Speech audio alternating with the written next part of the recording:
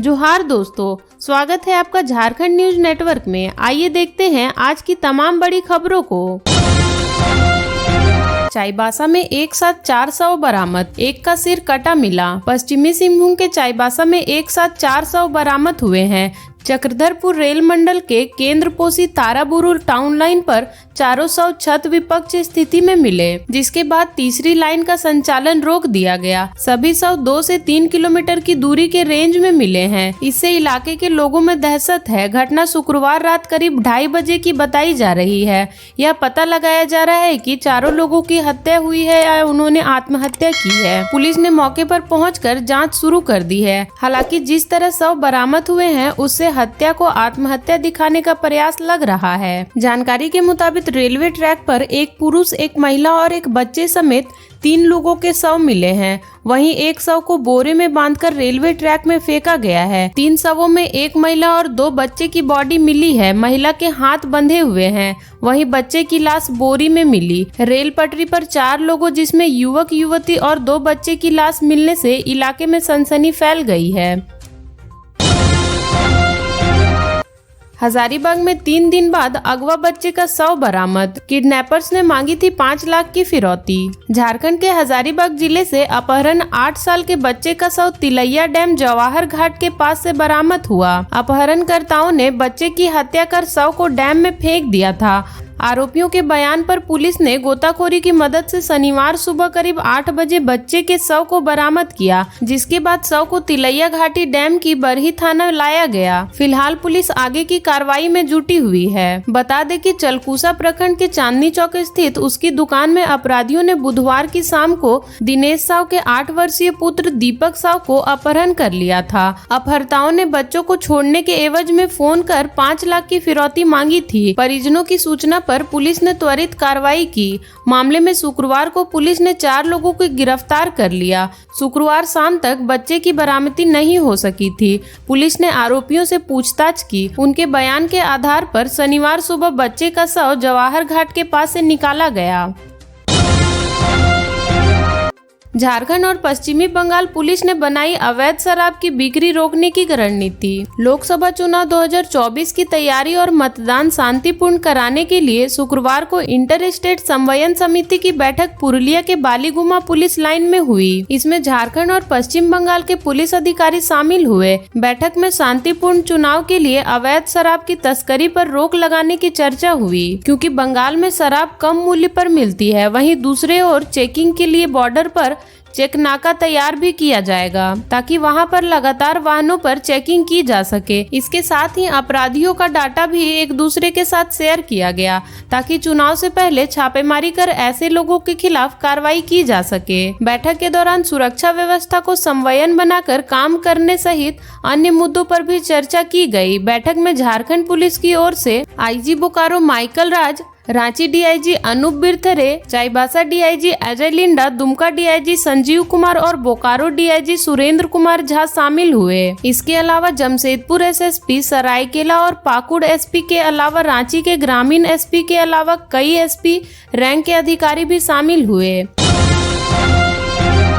धनबाद को फिर लगी निराशा, चंपई सरकार में भी नहीं मिली जगह। चंपई सरकार के मंत्रिमंडल विस्तार में धनबाद के किसी नेता को जगह नहीं मिल पाई है। झारखंड में लगातार तीसरी सरकार में धनबाद का प्रतिनिधित्व नहीं हो पाया, जिससे यहाँ के लोगों को निराशा हाथ लगी है। झारखंड में वर्ष 2023 में गठित हेमंत सरकार पार्ट 1 में धनबाद के तत्कालीन विधायक रहे मोहम्मद मुन्नान मल्लिक को कैबिनेट मंत्री बनाया गया था। उन्हें पशुपालन, मत्स्य एवं आपदा प्रबंधक विभाग मिला था। इसके बाद 2014 के अंत में यहाँ सत्तारूढ़ हुई रघुवर दास में सरकार के किसी विधायक को मंत्री नहीं बनाया गया, जबकि 2014 में विधानसभा के भाजपा संगठन को 6 में से 5 सीटों पर सफलता मिली थी। धनबाद, झरिया, सिंदरी एवं बागमारा में भाजपा प्रत्याशी विजय हुए थे, जबकि टुंडी से आजसू प्रत्याशी जीते थे।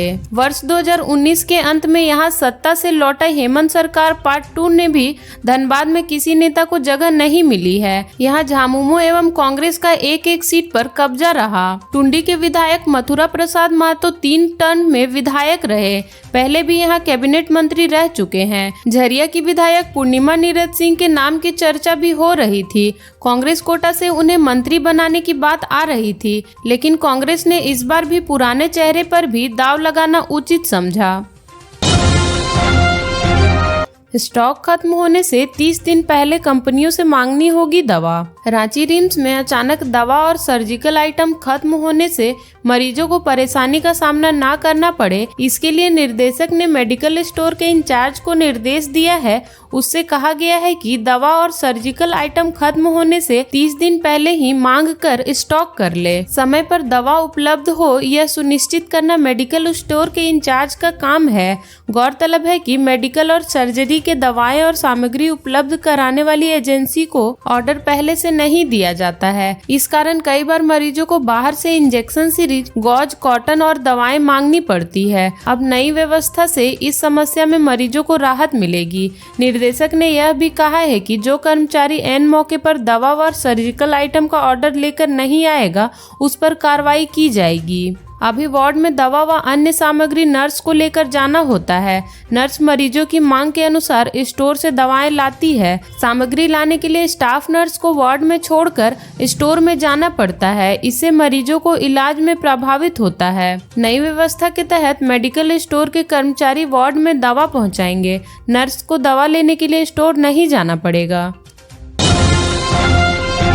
सहायक आचार्य परीक्षा के विज्ञापन में संशोधन। जेएसएससी की ओर से प्रारंभिक विद्यालय सहायक आचार्य संयुक्त प्रतियोगिता परीक्षा 2023 के लिए विज्ञापन में संशोधन किया गया है। यह संशोधन झारखंड हाईकोर्ट के आदेश के आलोक में स्कूली शिक्षा व समक्षता विभाग द्वारा नियुक्ति नियमावली में किए गए बदलाव के बाद किया गया है। जेएसएससी ने प्रतियोगिता परीक्षा का संशोधित विज्ञापन जारी किया है, जिसमें कहा गया है कि अभ्यर्थी जिस विषय या विशेष समूह में शिक्षक पात्रता परीक्षा उत्तीर्ण होंगे, उसी विषय या विशेष समूह में राज्य स्तरीय मेधा सूची के आधार पर सहायक आचार्य के पद पर नियुक्ति के पात्र होंगे। सहायक आचार्य के 26,001 पदों पर होने वाली प्रतियोगिता परीक्षा में झारखंड के ऐसे अभ्यर्थियों को जिन्होंने सीटेड या पड़ोसी राज्य का टेस्ट उत्तीर्ण है को शामिल किया जाएगा। इसमें यह शर्त रखी गई है कि संबंधित अभ्यर्थी यदि नियुक्त होते हैं तो उन्हें नियुक्ति के लिए 3 वर्ष के अंदर तथा प्रथम अवसर में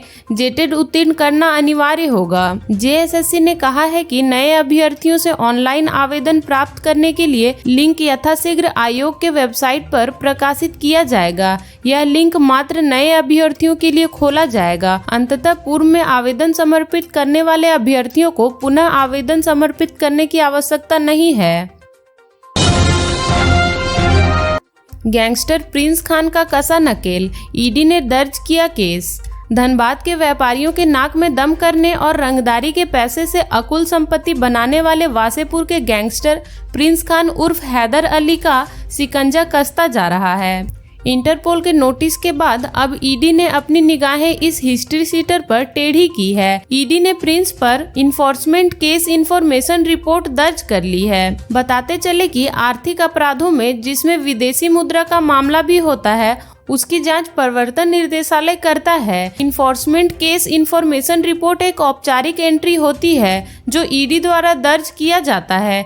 इसमें आरोप और आरोपी के बारे में पूरी जानकारी होती है। गिरफ्तार के डर से प्रिंस खान अभी फरार चल रहा है। उसके खाड़ी देश में छुपे होने की सूचना है। धनबाद पुलिस प्रिंस खान उर्फ हैदर अली को कोयलांचल के कारोबारियों को फोन कर रंगदारी मांगने और नहीं देने वाले पर फायरिंग करने का आरोप में ढूंढ रही है। इस फरार अपराधी को पकड़ने के लिए धनबाद पुलिस ने इंटरपोल से भी मदद मांगी है। उसके विरुद्ध रेड कॉर्नर नोटिस भी जारी हो रखा है। अब प्रिंस खान मामले में ईडी की भी एंट्री हो गई है।